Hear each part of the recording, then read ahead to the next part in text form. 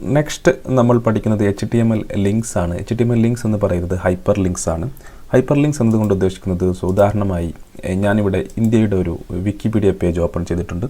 So ഇതിൽ നിങ്ങൾക്ക് നീല നിറത്തിലുള്ള ഒരുപാട് ടെക്സ്റ്റുകൾ കാണാൻ കഴിയും. സോ അതിന് മുകളിൽ നമ്മൾ നമ്മുടെ മൗസ് വെക്കുമ്പോൾ നമ്മുടെ മൗസ് പോയിൻ്ററിൻ്റെ സിമ്പിൾ ഒരു ഹാൻഡ് ചിഹ്നം, ഒരു കൈയിൻ്റെ ചിഹ്നമായി മാറിയിട്ടുണ്ടായിരിക്കും. സോ ഇത്തരം കാണുന്ന ടെക്സ്റ്റുകളെല്ലാം, നീല നിറത്തിൽ കാണുന്ന ടെക്സ്റ്റുകളെല്ലാം ഒരു ലിങ്ക്സ് ആണ്. സോ ഉദാഹരണമായി ഇതിൽ ഇന്ത്യൻ ഓഷൻ എന്ന ഒരു ലിങ്ക് ഉണ്ട്. അതിൽ നമ്മൾ ക്ലിക്ക് ചെയ്ത് കഴിഞ്ഞാൽ ഇന്ത്യൻ ഓഷനുമായി ബന്ധപ്പെട്ട ഒരു വെബ് പേജിലോട്ട് അത് പോകുന്നതായിരിക്കും. അതിൻ്റെ ഇന്ത്യൻ ഓഷനുമായി ബന്ധപ്പെട്ട വിക്കിപീഡിയ പേജിലോട്ട് അത് പോകുന്നതായിരിക്കും. സോ ഇത്തരത്തിൽ നമുക്കൊരു HTMLൽ നമുക്കൊരു ലിങ്ക് എങ്ങനെ കൊടുക്കാം. സോ ആ ലിങ്കിൽ ക്ലിക്ക് ചെയ്ത് കഴിഞ്ഞാൽ നമ്മൾ ഉദ്ദേശിച്ച ആ ഒരു പേജിലോട്ട് ഉദ്ദേശിച്ച ഒരു പേജ് നമുക്ക് ഓപ്പൺ ആവുന്നതായിരിക്കും. സോ അതെങ്ങനെ കൊടുക്കാമെന്ന് നോക്കാം. സോ നമ്മൾ ആദ്യമായി ഇവിടെ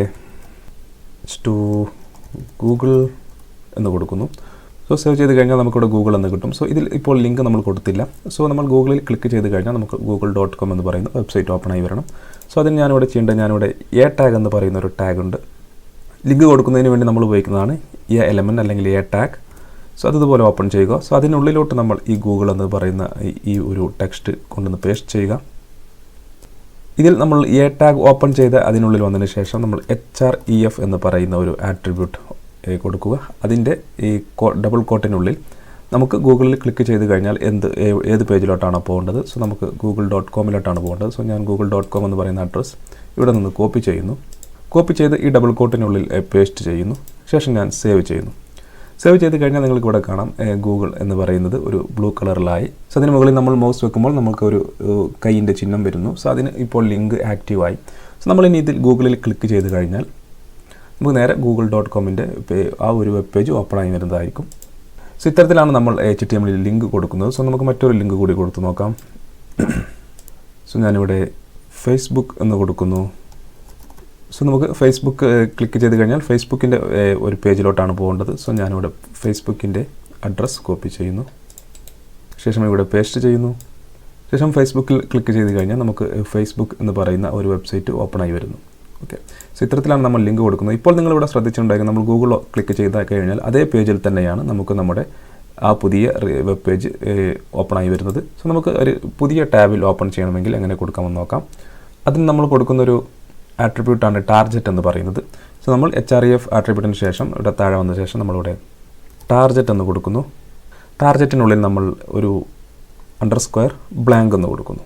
ശേഷം നമ്മൾ ഈ ടാർജറ്റ് ബ്ലാങ്ക് കൊടുത്ത് സേവ് ചെയ്ത് നമ്മൾ ഗൂഗിൾ എന്ന് പറയുന്ന ഈ ലിങ്കിൽ ക്ലിക്ക് ചെയ്ത് കഴിഞ്ഞാൽ നമുക്ക് നമ്മുടെ വെബ് പേജ് പുതിയൊരു പേജിലായിരിക്കും, പുതിയൊരു ടാബിലായിരിക്കും ഓപ്പൺ ആയി വരിക. നമ്മളതുപോലെ ഫേസ്ബുക്കിന് നമ്മൾ ടാർജറ്റ് കൊടുത്തില്ലായിരുന്നു. സോ അതിൽ ക്ലിക്ക് ചെയ്യുമ്പോൾ നമ്മുടെ ഏതൊരു പേജിലായിരുന്നു നമ്മളുണ്ടായിരുന്നത് അതേ പേജിൽ തന്നെ നമ്മുടെ ലിങ്കും ഓപ്പൺ ആവുന്നതായിരിക്കും. സോ ടാർജറ്റ് കൊടുത്തു കഴിഞ്ഞാൽ നമുക്ക് പുതിയൊരു ടാബിൽ ഇതുപോലെ ഓപ്പൺ ആയി വരുന്നതായിരിക്കും. ഇതിനാണ് നമ്മൾ ടാർജറ്റ് ആട്രിബ്യൂട്ട് ഉപയോഗിക്കുന്നത്. അതുപോലെ നമുക്ക് ഒരു ടൈറ്റിൽ കൊടുക്കാൻ കഴിയും. സോ ഞാനിവിടെ title go to google.com. So ഇതുപോലെ ടൈറ്റിൽ കൊടുത്ത് നമ്മൾ സേവ് ചെയ്ത് കഴിഞ്ഞാൽ നമ്മൾ ഗൂഗിളിന് മുകളിൽ മൗസ് വെക്കുമ്പോൾ തന്നെ നമ്മൾ കൊടുത്ത ആ ഒരു ചെറിയ ഡിസ്ക്രിപ്ഷൻ go to google.com എന്ന് പറയുന്ന ഒരു ചെറിയ ടൈറ്റിൽ ഇവിടെ നമുക്ക് ഒരു യെല്ലോ ബോക്സിൽ ഇതുപോലെ കാണാൻ കഴിയും. സോ ഇതുപോലെ നമുക്ക് നമ്മുടെ ലിങ്കിനെ കുറിച്ചിട്ടുള്ള ഒരു ചെറിയ ഡിസ്ക്രിപ്ഷൻ കൊടുക്കുന്നതിന് വേണ്ടി നമുക്ക് ടൈറ്റിൽ എന്ന് പറയുന്ന ഈ ഒരു ആട്രിബ്യൂട്ട് ഉപയോഗിക്കാം. സോ ഇപ്പോൾ നമ്മൾ കൊടുത്ത ലിങ്ക്സ് എല്ലാം നമ്മൾ എക്സ്റ്റേണൽ ലിങ്ക്സ് ആണ്, അതായത് നമ്മുടെ വെബ് പേജിൽ നിന്നും മറ്റു വെബ്സൈറ്റിലോട്ടുള്ള ലിങ്ക്സ് ആണ് നമ്മൾ കൊടുത്തത്.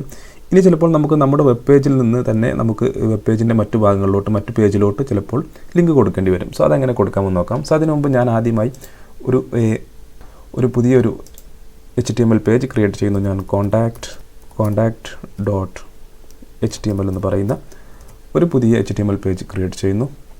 സോ അതിനുള്ളിൽ ഞാൻ ജസ്റ്റ് ഒരു ഹെഡിങ് കൊടുക്കുന്നു, H1. ഞാൻ this is contact us page. Okay, so നമ്മളിത് നമ്മുടെ ബ്രൗസറിൽ ഓപ്പൺ ചെയ്ത് കഴിഞ്ഞാൽ ഇതുപോലെ this is contact us page എന്ന് നമുക്ക് ലഭിക്കുന്നു.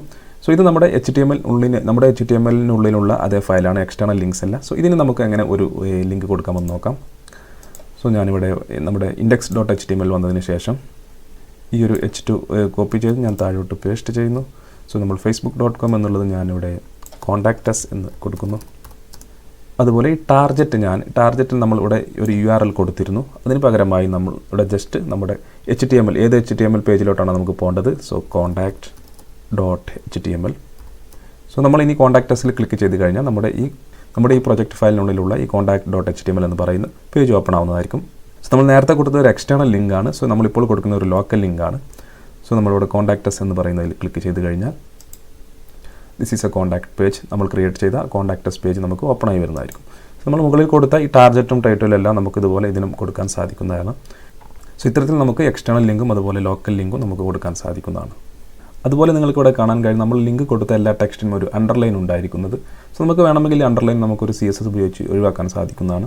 സോ അതിനുവേണ്ടി നമ്മൾ ചെയ്യേണ്ടത് CSSൽ ചെറിയൊരു പ്രോപ്പർട്ടി കൊടുത്താൽ മതി.